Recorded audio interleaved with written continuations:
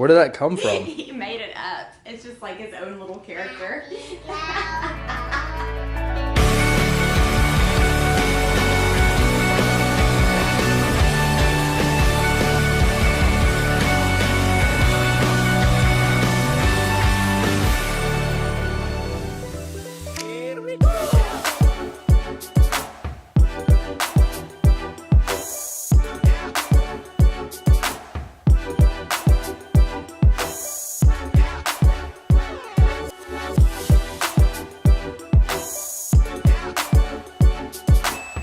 It's Memorial Day, and I know you probably see these videos and different things. So the reason why I work Memorial Day, I'll take you back 11 years ago. So 11 years ago, a couple things. For me, I know to get ahead and to grow that the day someone isn't working, I could get ahead. You know, that's why I like working Sundays, you know. And the first Memorial Day I worked, I posted on Facebook, and I got reamed by a guy in the service. And he was like, how disrespectful, you're working on Memorial Day. I'm thinking, how am I disrespectful? I go, number one, my dad was in the Korean War. My dad, who passed away, of course, but he wouldn't want me sitting or drinking a 6-pack of beer, stuffing my face with shit food. You know, that's no way to remember, right? He'd rather me doing what I do best, which is serving and helping people. So on Memorial Day, the way I remember the people that serve us in our country is to work hard to help people live healthier, amazing lives. And so I work, every holiday except Christmas Day and Thanksgiving Day. But everything else, people are off, so they have the time to come in, right? That's always, they know I don't have time, I'm busy, so they get to come in. I get to see couples coming in together, because sometimes I don't see the couples. Dad, you know, one's working one job, the other's work, so I get to see the couples come in. It's low-keyed, it's fun. They don't have to rush to be anywhere. The reason why I work New Year's Day is when the year starts, I'm gonna start, it's symbolic for me. Like, how do I want to start the year? Off doing nothing, or do I want to start the year off right, hustling and doing what I was created to do? See that? So it's all here. You know, these things I do because it's for me and the people. It's for both of us, right? It's being selfishly unselfish. In my area in the Woodlands, we could drive around, there's 0 people open, because you know what? They want to take the day off and remember the soldiers. But the thing is, they're not remembering anybody. I'm sure they're not even thinking about the soldiers. They're just liking a Facebook ad that says has a meme about, you know, Memorial Day. No, they just love Memorial Day because it's a day off, so they don't have to do anything. So that's why, just in my profession around here, I'm not trying to be the best. I'm trying to give the most value. So I'm here on a day where all the other offices closed because they wanted to sleep in. Not saying that you shouldn't enjoy things. I'm just saying that, like, my uniqueness is that in my area there's no one open, so if I could be the one that's open, that is part of my uniqueness. All right, and then remember, always focus on your uniqueness, because your uniqueness makes you different and special and separates you from the sameness.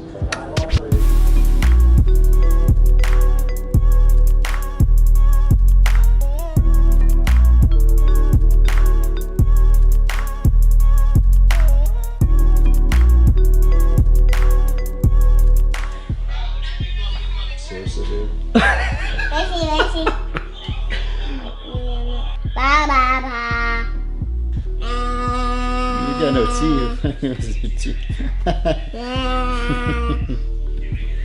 Hey, check it out.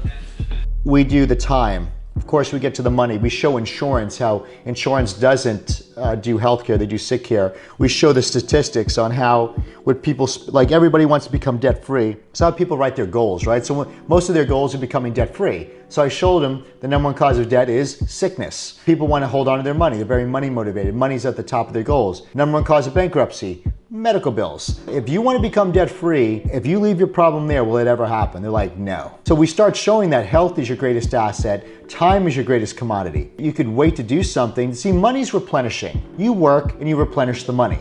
But the thing is, what you can't replenish is time. You'll get the money back, but not time, because people have to understand that, whether it be I want to be debt free, or the time, or the money, that understands, like, you gotta bring it down a level. Like, use something that it's like I usually say, it's like putting your car up on the lift, and they say, listen, you got 4 nails in your tires, you got bleeding brake line, there's something leaking over here, and you say, well, I got a trip tomorrow, or I'm going to Las Vegas, I'm driving there, I don't have time for this. No one would say that. They wouldn't say, yeah, put the car down, I'll take a chance on it.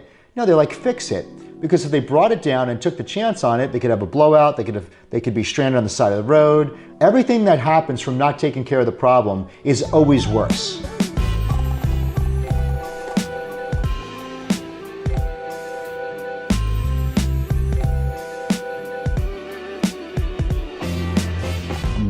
School teaches you what to think and what to do. It doesn't teach you how to think and how to become self-aware of who you were created to be and what your gifts and talents are. Right? Because they're telling me to do this or that, or things need to be that way. Actually, school is almost like another form of religion or dogma. Or what I mean by that is, say someone goes to church and they always say, no, but it is this way. Why? Because that's what I was taught my whole life, right? So it actually indoctrinates this, well, this is what I've been taught my whole life. This is what the book said. And so they take it on at 100% because it was just in a book or was taught. And so again, that's why it's teaching you what to think and what to do, but it doesn't allow you to say, well, how is my unique way of thinking, or how is it that I can become self-aware of my gifts, talents, and the hero I was created to be? I really think the true geniuses are the ones that are disguised as the troublemakers in school, the ones who question authority, the ones who speak up in class, the ones who skip class, where they seem to be like they're the quote-unquote bad kids with the bad grades. But in reality, I think they're more self-aware, or at least they have the sense of something deep down inside that this isn't valuable to me, or this is, they know this.